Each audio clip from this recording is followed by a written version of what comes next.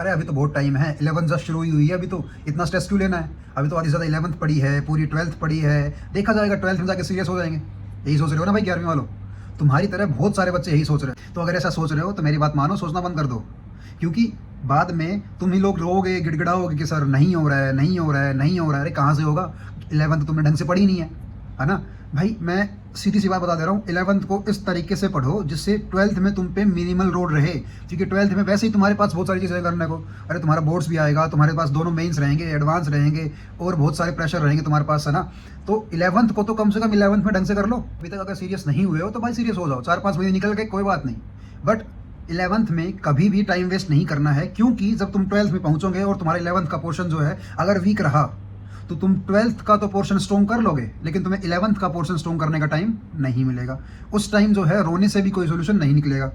तो जो बच्चा सीरियस रहता है ना, वो 11th को कभी भी वेस्ट नहीं करता है। तो ये मत सोचो कि अभी तो 11th शुरू हुई है या फिर हमारे पास अभी बहुत टाइम। तुम्हारे पास टाइम ही तो नहीं है।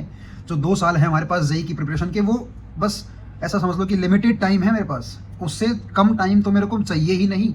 और एक बात और बता दूं, जो तुम लोग देखते हो ना वीडियोस में, शॉर्ट्स में, कि भाई 11th फुल वेस्टेड, है ना, उसके बाद 12th में आके टॉप मार दिया, ये कर दिया, वो कर दिया, ऐसा कुछ नहीं है। वो सब फालतू की बातें हैं, मैं बता रहा हूँ। हाँ, वो अलग बात है कोई एक्स्ट्रा ऑर्डिनरी बच्चा हो जो एक ही साल में दोनों पढ़ ले, भाई उसके लिए पॉसिबल है वो। पर अपने को पता है अपन तो एक्स्ट्रा ऑर्डिनरी है नहीं, अपन तो नॉर्मल से बच्चे हैं। अपने को क्या काम है? अपने को अच्छे से एनआईटी जाना है, अच्छे से आईआईटी जाना है, तो उसके लिए मेहनत तो अपने को करनी पड़ेगी। अगर अपने पास इतना ही दिमाग होता तो भाई साहब अपन टेस्ट में टॉप मार रहे होते, मॉक टेस्ट में, है ना? इसमें कोई बुरा मानने वाली बात नहीं है भाई साहब। अपनी लिमिटेशंस को पहचानो और उसी के हिसाब से काम करो। सही बात है, दूसरे को देख के हमें नहीं करना है, क्योंकि कॉलेज तो मुझे मिलना है ना, आईआईटी तो मुझे जाना है, एनआईटी मुझे जाना है। सामने वाला निकल जाएगा पेपर क्लियर करके, अपन फंसे रह जाएंगे अगर उसको देख के किए तो। हालांकि कोई और जो है कोई स्ट्रेटजी अपना रहा है, उसके लिए बढ़िया है, हो सकता है तुम्हारे लिए बढ़िया ना हो, है ना? इस वीडियो में अपन स्पेशली 11th वाले बच्चों के लिए कुछ डिस्कशन करेंगे कि अगर वो अभी तक सीरियस नहीं हुए हैं तो उनको सीरियस हो जाना चाहिए, और किस तरह से क्या शुरुआत करनी चाहिए, क्या रिवीजन लेना चाहिए, क्या मॉक टेस्ट की स्ट्रेटजी रहनी चाहिए, कितने टेस्ट देने चाहिए, है ना? अब कोचिंग तो आप ले ही रहे हो, नहीं भी ले रहे हो तो कहाँ से क्या पढ़ाई करनी चाहिए, ये सब बातें अपन इस वीडियो में डिस्कस करेंगे। ये वीडियो स्पेसिफिकली जेईई 2027 के एस्पिरेंट्स के लिए है।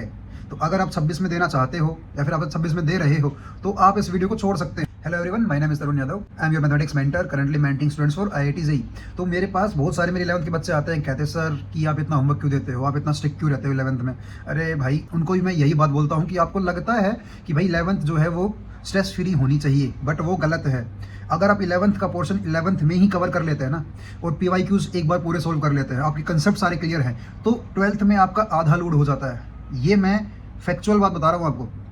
आपने कोई भी चैप्टर या फिर कोई भी सब्जेक्ट अगर 11th में ढंग से नहीं पढ़ा है तो 12th में वो चैप्टर आपको ऐसा लगेगा कि आपके सर पे किसी ने पत्थर रख दिया। वो पत्थर आप कभी नहीं हटा सकते हो, कभी भी नहीं हटा। ये एक्सपीरियंस के बेसिस पे बोल रहा हूँ मैं, ठीक है? तो मेरी बात मानो और 11th को जितना हो सके उतना सीरियसली लेके पढ़ो। देखो, मैंने भी तैयारी की थी, मैंने भी कुछ गलतियाँ करी हैं, और मैंने उनके जो कॉन्सिक्वेंसेज है वो उनको अच्छी तरीके से देखा है कि भाई क्या क्या आपको कॉन्सिक्वेंसेज भुगतने पड़ सकते हैं। तो I just want you to be more sincere at this time, है ना? तो ट्रस्ट मी, अगर आप इस टाइम पे सिंसियर हो जा रहे हो ना तो this will change your entire JEE preparation. चलो, अब बहुत सारे बच्चे बोलेंगे कि सर वो सब तो ठीक है, हम सीरियस होना चाहते हैं अभी, बट सबसे बड़ी समस्या ये है कि आधी 11 जा चुकी है ना? आधे फिजिक्स हो गया, आधा केमिस्ट्री हो गया, आधा गणित हो गया, आधी चैप्टर्स हो चुके हैं सब में। उसको कैसे कवर अप करें, है ना? तो चलो इस बारे में बात करके देख लेते हैं एक बार। तो बेटा, अपने को क्या करना है कि जो बीत गया ना उसको अभी के लिए होल्ड पे रखो। मैं नहीं कह रहा छोड़ देना ना, छोड़ना तो बिल्कुल नहीं। 11th जो है क्रूशल, बहुत ही क्रूशल सा अपना पोर्शन है ना? तो एक काम करो, अभी से जो चल रहा है ना उसको अपने को बैकलॉग में नहीं रखना है। अभी जो प्रेजेंट टाइम पे जो अपने चैप्टर चल रहे हैं, प्रेजेंट टाइम पे जो अपने पास कंटेंट चल रहा है, उसको कभी बैकलॉग पे नहीं रखना है। साथ साथ वीक में 2 दिन जो है वो आप फिक्स कर लो। वीक में 2 दिन आप फिक्स कर लो कि भाई मुझे इन 2 डेज पे जो पिछले वाला मेरा छूट गया है 11th का, उसको वापस से रिवाइज करना ही करना है। और ऐसे 2 दिन आप, अगर आपके पास समय है तो आप 3 दिन वही फिक्स कर लो। सही बात है, अपने समय के अनुसार फिक्स करो। बट ये है कि उस दिन जो फिक्स किया है ना, उस दिन इफेक्टिव पढ़ाई आपकी होनी चाहिए। ये नहीं है कि भाई आपने पूरा दिन ही फिक्स कर दिया उसके लिए और दिन में सिर्फ जो है आधा चैप्टर रिवाइज ही कर पा रहे हो कॉपी के नोट से, वो नहीं चलेगा। जो आपने दिन फिक्स किया उसमें प्रॉपर आपको टाइम डिवोट करना पड़ेगा, और उसमें आपको इफेक्टिव स्टडीज जो है ना वो आनी ही चाहिए। फिर बोल रहा हूँ, अभी जो चैप्टर चल रहे हैं वो आपकी प्रायोरिटी होनी चाहिए, उनका बैकलॉग नहीं होना चाहिए इस चक्कर में कि मैं पिछले वाला रिवाइज कर रहा था, वो नहीं होना चाहिए अपने पास, ठीक है?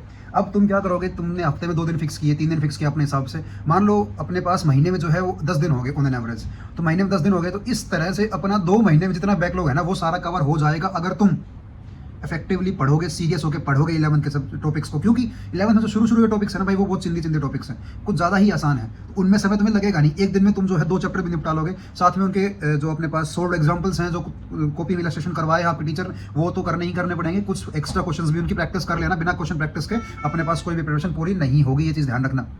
आई बात समझ में?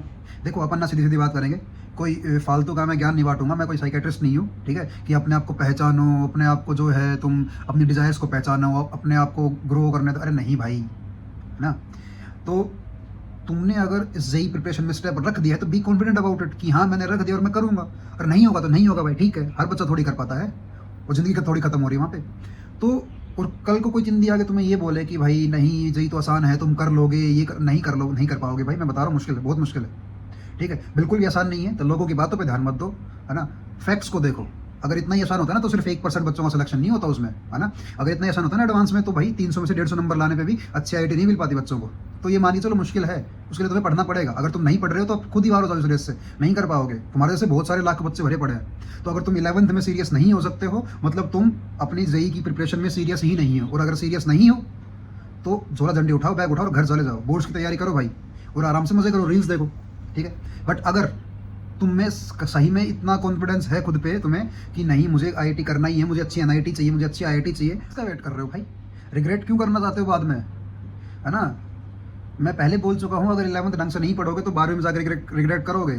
12th में पक्का तुम्हें रिग्रेट फील होगा कि काश यार मैं उस टाइम में कर लेता, काश मुझे किसी ने बता दिया था। अभी मैं बता रहा हूँ तो तुम लोग नहीं सुनोगे, मुझे पता है, तो बाद में रोना तो पड़ेगा ही, ऑब्वियस सी बात है। तो चलो अपन ने बात कर ली कि जो क्लास 11th का बैकलॉग था उसको कैसे कवर करना 2 महीने में। 2 महीने में होगा, 2.5 महीने में हो जाएगा, पर तुम्हारा बैकलॉग कवर हो जाएगा। और ट्रस्ट में, जब तुम्हारा बैकलॉग कवर हो जाएगा ना, और तुम साथ साथ भी अपना जो फोकस, अपना जो कंसंट्रेशन है वो पूरा का पूरा ही 11th पे रखोगे, कोई टॉपिक मिस नहीं करोगे, कोई क्लास मिस नहीं करोगे, तो ट्रस्ट में अगले आने वाले 3 महीनों में ना भाई तुम्हारी प्रिपरेशन का स्तर यहाँ से ना यहाँ हो जाएगा। तुम्हें खुद से पता लगेगा, तुम मॉक टेस्ट में देख पाओगे। और हाँ, मॉक टेस्ट से याद आया, कोई भी टेस्ट कभी भी नहीं छोड़ना है, चाहे प्रिपरेशन हो उस टेस्ट की, चाहे ना हो।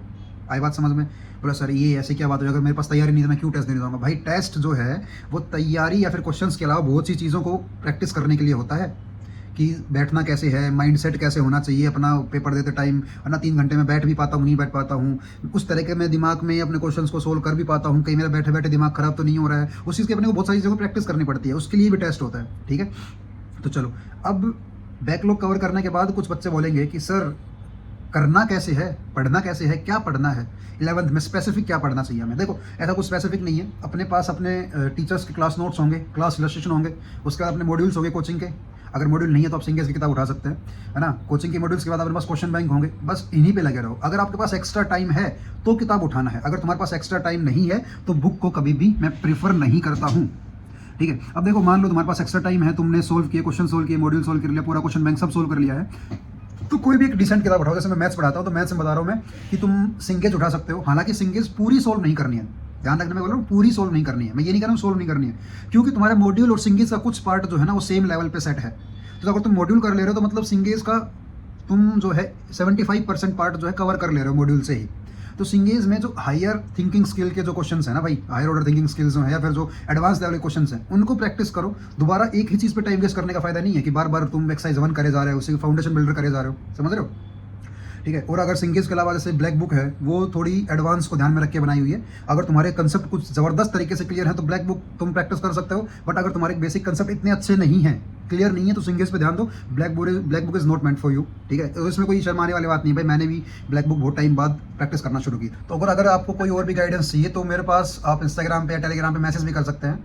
तो चलिए आज की वीडियो में सिर्फ इतना ही। तो 11वीं वालों, 11th वालों भाई फोकस हो जाओ, कंसंट्रेशन रखो अपना पूरा स्टडीज़ पे, टाइम को खराब नहीं करना है। 11th इस तरीके से पढ़ो कि 12th में रिग्रेट फील ना हो। तो चलिए मिलते हैं अगली वीडियो में, तब तक के लिए stay safe and study hard.